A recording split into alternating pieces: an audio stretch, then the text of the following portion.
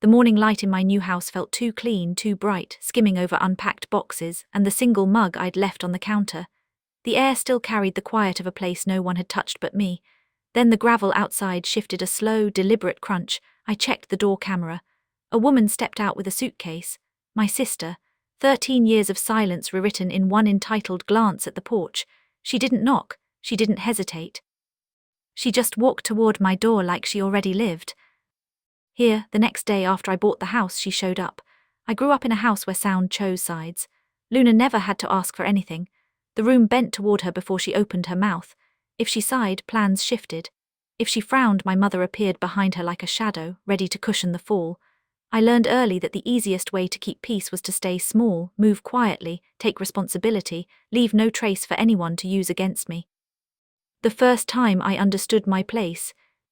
Before I continue the story, tell me first, where did you hear this from? Write it in the comments because what happens next, most people won't believe. I was 11. Luna misplaced a few dollars she'd been saving for a school fair. She stood in the kitchen, palms up, eyes shimmering, voice trembling like she had lost something precious. I tried to say I hadn't touched it, but Helena focused on me, not her. That look, not anger, not confusion, just a tired disappointment cut deeper than any accusation. She didn't ask questions, she didn't need to. Luna cried and that was enough. The pattern stuck. Years blurred into the same rhythm. Luna made a mistake. I absorbed it. She forgot her project. I stayed up fixing it. She missed the bus. I was blamed for taking too long in the bathroom. Even small moments twisted. If Luna was stressed, we whispered. If Luna was tired, I drove. If Luna was upset, I apologized for whatever she felt, even when I barely understood what had happened. By the time we were teenagers, Luna had learned exactly how her softness worked. She didn't abuse it loudly. She didn't have to. A single tear, a slight tremble, a perfectly timed breath. Helena read those signals like scripture, and the rest of the family followed. I kept my head down, did my chores, picked up extra shifts at a local diner, tried to prove I wasn't the problem they quietly believed I was. But guilt is a stubborn currency in a household built on imbalance. It collects interest. Eventually, it becomes the only version of you anyone recognizes. The real shift happened one summer afternoon. Luna posted something vague online about betrayal, about being hurt by the person she trusted most. She didn't name me, she didn't have to. Relatives reposted it within hours.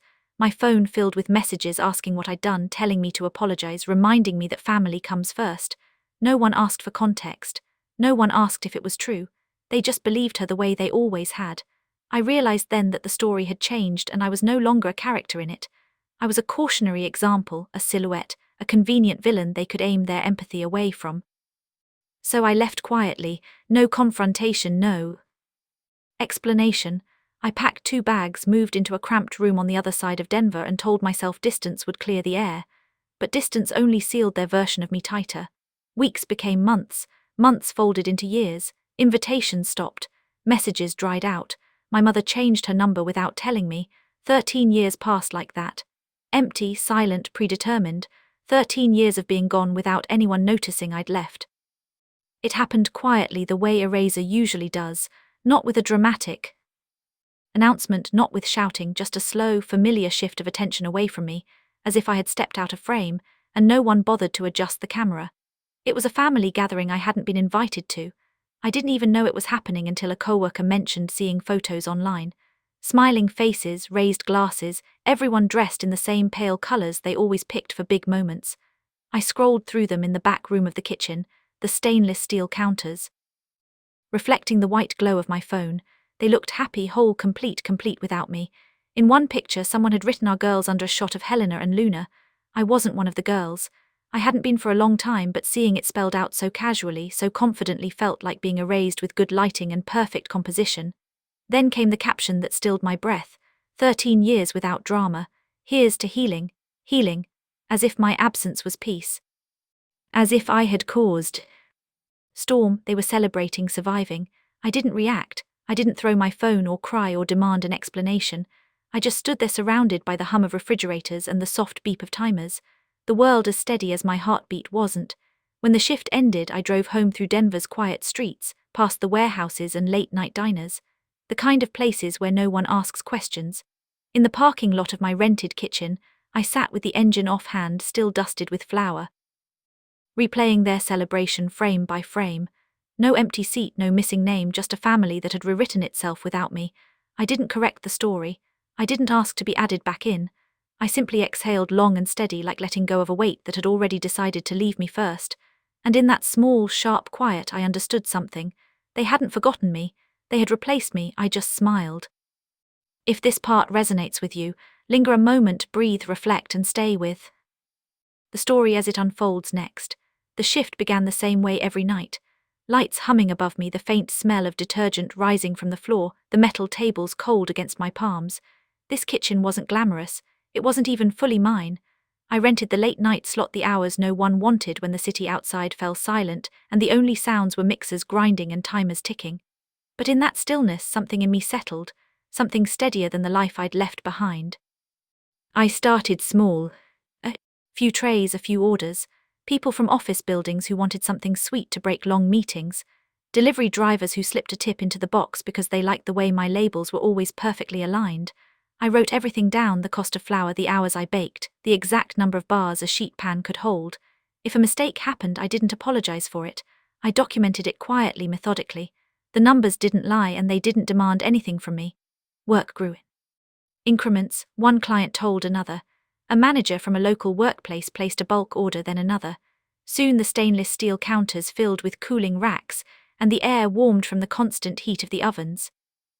I got used to the pattern, the night beginning in silence and ending with stacks of labeled boxes ready for delivery at dawn.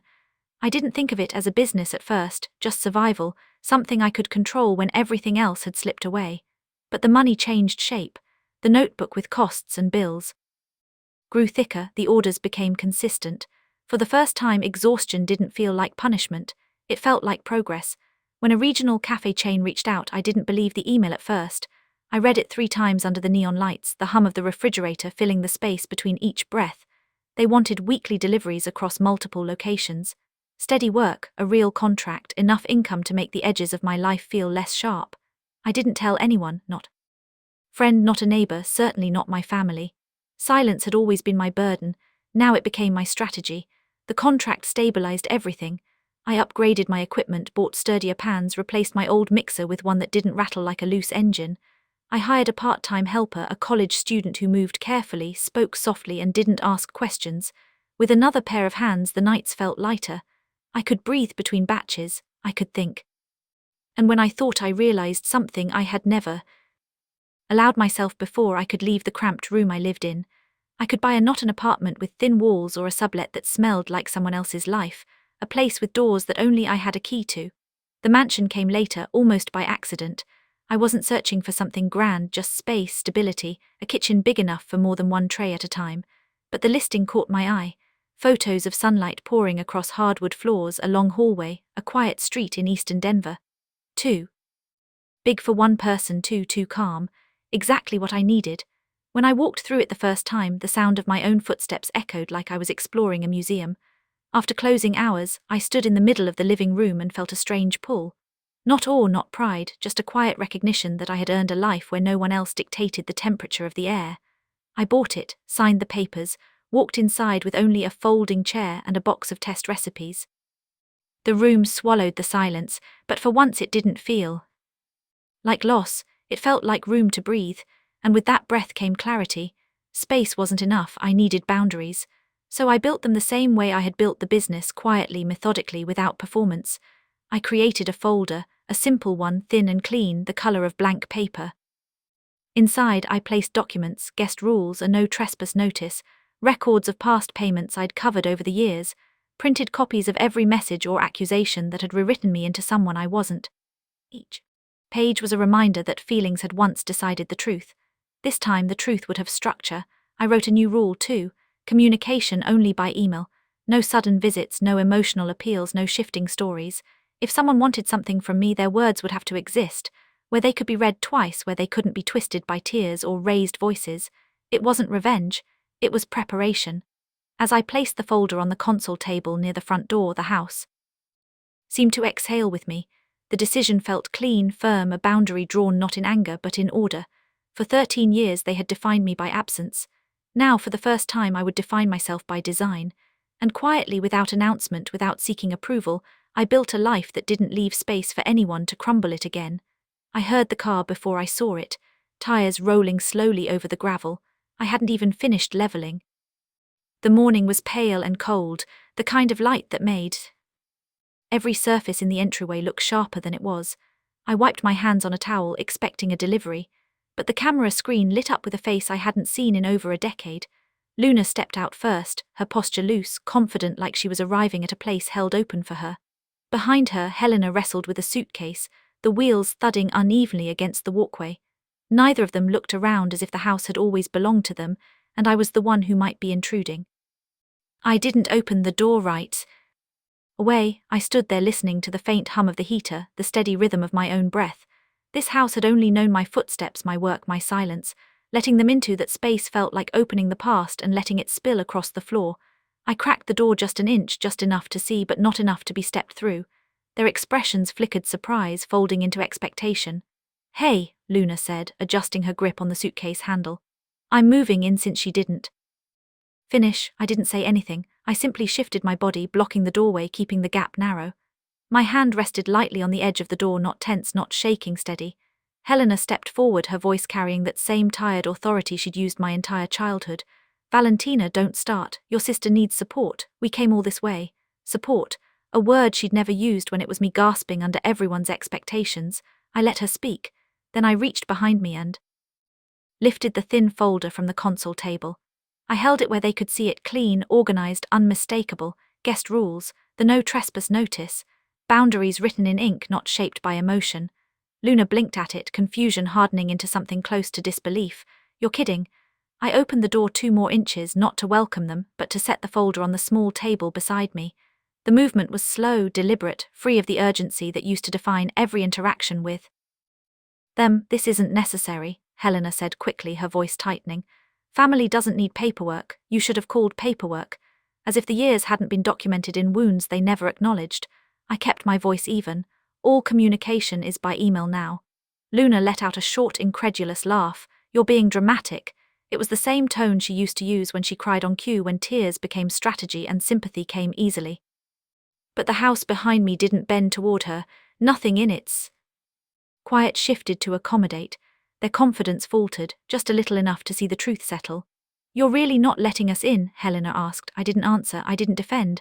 I didn't list the 13 years of absence or the weight of being rewritten as a villain in their stories. I simply stepped back, placed my hand on the door and let the silence speak for me. The door clicked shut, soft, final. Outside, the gravel stirred as they shifted, uncertain of what to do without the old version of me to lean on. Inside, the house held its shape, and so did I. In the days that followed, the house stayed remarkably quiet. Not the hollow quiet of an empty place, but a settled one, the kind that feels earned. I moved through the rooms the same way I always had. Measured steps, steady breath, but something in the air felt different, as if the walls finally understood which life they were meant to hold. I kept working. That part of my life never changed. The industrial kitchen still buzzed with the same neon hum. The mixers still fought through thick batter. The oven still flushed the room with heat that fogged the windows.